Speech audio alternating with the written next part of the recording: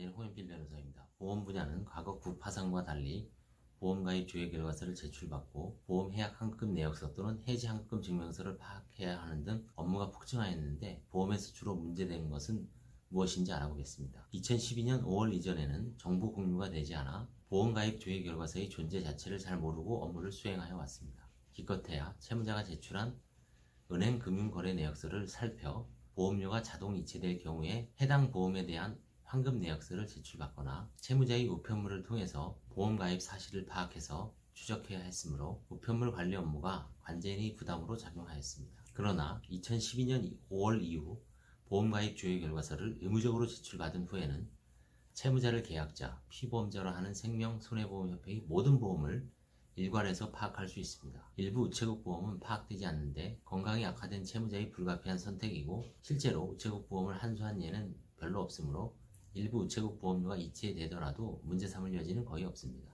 결국 보험료를 누가 출연해서 부담하는가가 환가의 기준으로 자리 잡았고, 과거보다 조사가 훨씬 용이해졌습니다. 다만 채무자 대부분이 중년층 이상으로 오랜 기간 경제적으로 신용불량 상태에서 공인인증서를 보유하는 경우는 드물어 사실상 번거롭더라도 직접 협회를 방문시켜 보험가입 조회 결과서를 발급받아 이를 제출토록 잘 설득해야 합니다. 피보험자로 가입된 보험은 실제 계약자가 배우자 및 자녀들이라면 관계가 악화되어 잘 발급받을 수 없는 채무자도 있으므로 관제인 재량하에 다른 모든 사정을 파악해서 적절히 불제출 사유가 정당한지를 파악해서 보고해야 할 것입니다. 한편 소액의 해약 환급금이 존재하고 그마저도 약관 대출을 받은 채무자에게 보험회사가 신용대출에 기하여 상계를 요청하는 이의신청서를 제출하는 경우도 있는데, 상계적성에 놓이기 위해서는 관제인 내지 채무자가 보험을 해약하므로 이런 경우에 채무자의 나이, 건강 등을 고려하여 관제인은 환가 포기 신청 후 종결하면 보험회사는 상계가 불가능하므로 보험회사의 이의 사유는 보험 해약 환급금이 다액이 아니라면 고려하지 않아도 무방합니다. 아울러 약관대출금을 공제하고 남은 해약 환급금에 대하여 보험회사의 신용대출에 기하여 상계가 허용되는가에 대하여는 견해가 대립됩니다.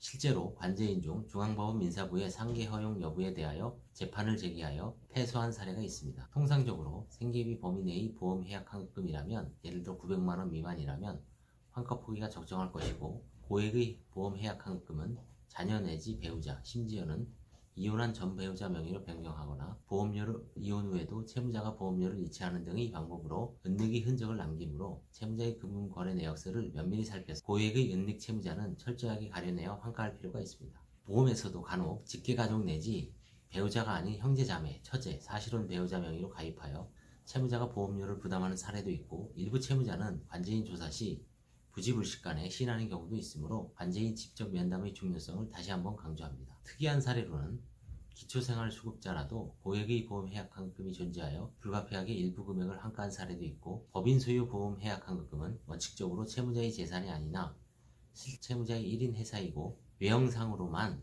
법인의 형식을 갖추고 있을 뿐 채무자의 개인 기업에 불과하다고 판단하여 재판부의 허가를 받아 환가한 사례도 있습니다. 한편 보험 해약 환급금을 채권자가 압류 추심한 상태에서 파산 선고된 경우에 과거에는 소액이라도 채권자의 압류 추심에 대한 기대 이익을 보장하는 차원에서 불가피하게 환가한 사례도 있으나, 이제는 그 금액이 면제재산 범위 내라면 환가를 포기해야 하는 문제도 논의할 필요가 있습니다. 2015년 10월경 사례 중 한 세의 고령의 여성 채무자로 해약 환급금이 485만원이었는데 채권자가 압류 추심한 상태였으므로 대기업에서 직장생활하는 경제적 형편이 되는 아들이 355만원을 파산재단에 편입하는 화해계약을 체결한 사항과, 한 채무자는 중년의 여성으로 해약 환급금이 740만원이었는데 압류 등의 권리 제한이 없어 최근의 환가 포기 기준에 맞춰 포기한 사안이 있었습니다. 예를 들어 전자의 사건에서 보험 해약 환급 파산재단에 편입할 정도의 가족들이 생활이 어렵다면 채권자의 채권 추심 기대이익보다는 채무자의 면책 이후의 건강보호 이익이 우선된다고 보아 포기하는 것이 적정할 수도 있습니다. 보험 조회 결과서상 서울보증보험증권은